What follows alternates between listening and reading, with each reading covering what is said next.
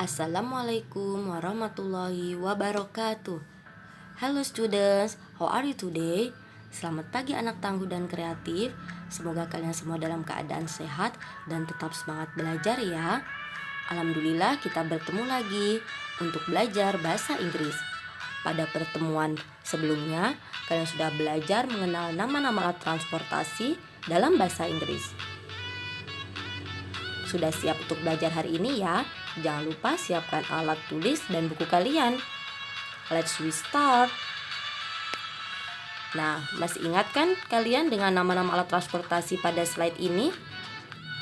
Ya, there are car, plane, train, and ship. Apa kalian sudah pernah membaca keempat kata tersebut? Ada go, goes, come, dan comes. Nah, hari ini kita akan belajar penggunaan go, goes, come, dan comes pada kalimat berita dan kalimat tanya. Go dan goes berarti pergi. Come dan comes berarti datang. Kita akan belajar membuat kalimat, yaitu menyatakan tempat yang akan kita kunjungi dengan kendaraan apa yang akan kita naiki. Simak penjelasannya sampai selesai ya. Go, pergi. Nah, kapan kita menggunakan go? Kita menggunakan kata go ketika subjek yang akan kita gunakan saat membuat kalimat, yaitu subjeknya I, atau you, atau they, atau we, atau dua nama orang atau lebih.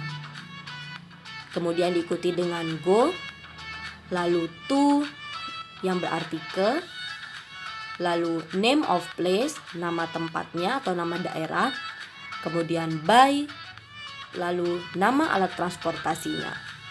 Nah, jadi untuk mengatakan kita akan pergi ke suatu tempat dengan alat transportasi apa, begitulah susunan kalimatnya. Goes artinya pergi. Kapan kita menggunakan goes? Kita menggunakan goes ketika subjek yang digunakan yaitu he atau she atau satu nama orang.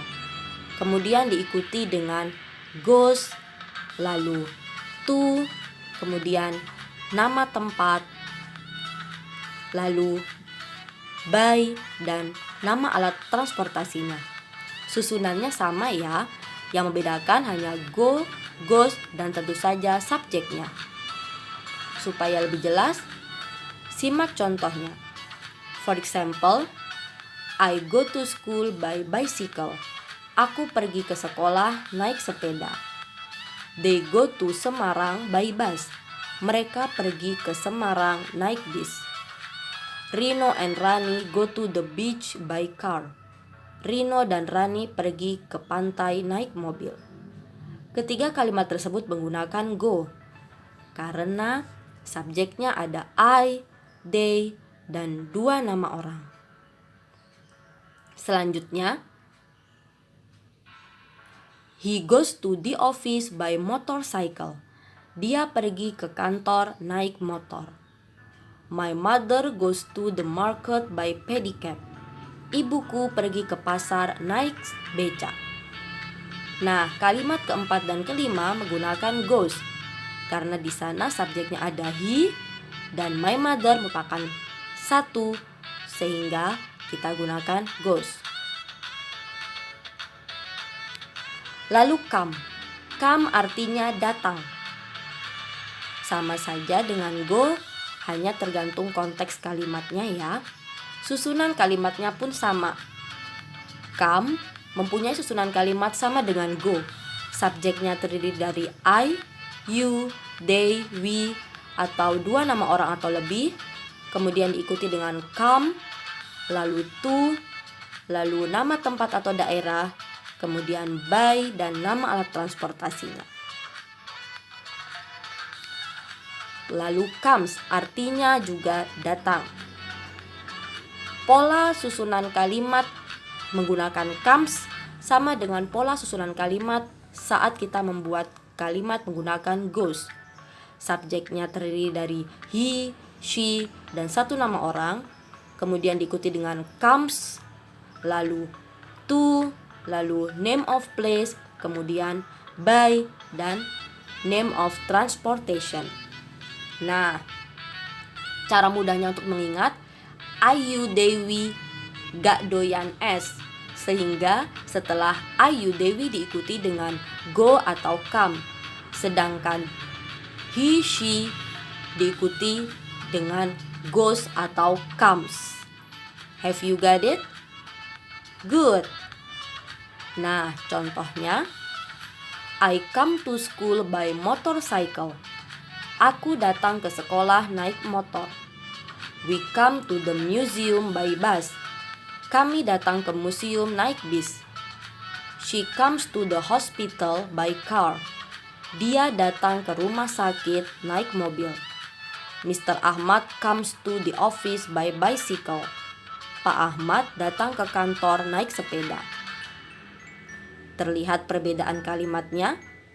Ya, kalimat 1 dan 2 menggunakan come karena subjeknya ada I dan we. Sedangkan kalimat 3 dan 4 menggunakan comes karena di sana subjeknya she dan satu nama orang laki-laki, yaitu Mr. Ahmad. Next, tadi kalian sudah belajar membuat kalimat berita. Sekarang kalimat tanya. Jika kita mau menanyakan kepada seseorang, bagaimana mereka pergi ke suatu tempat dengan kendaraan apa, kita gunakan kata tanya how.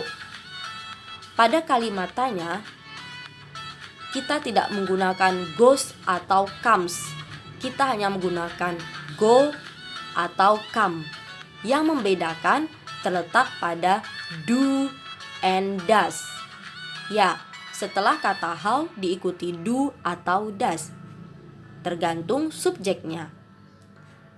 How kemudian diikuti dengan do jika subjeknya yaitu you, they, we, dua nama orang atau lebih. Ingat, Ayu Dewi gak doyan es, sehingga kita gunakan do, bukan does. Setelah subjek diikuti dengan go atau come, bisa pilih salah satu. Kemudian to, lalu nama tempat atau nama daerah, dan jangan lupa tanda tanya. Nah, jika kita ingin menanyakan kepada dia teman kita seorang perempuan atau dia teman kita seorang laki-laki, kita gunakan does setelah kata how.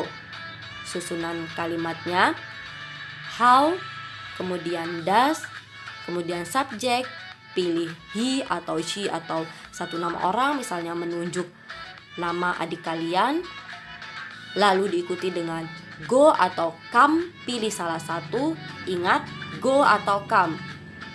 Lalu diikuti dengan to, kemudian nama tempat atau nama daerah, dan tanda tanya.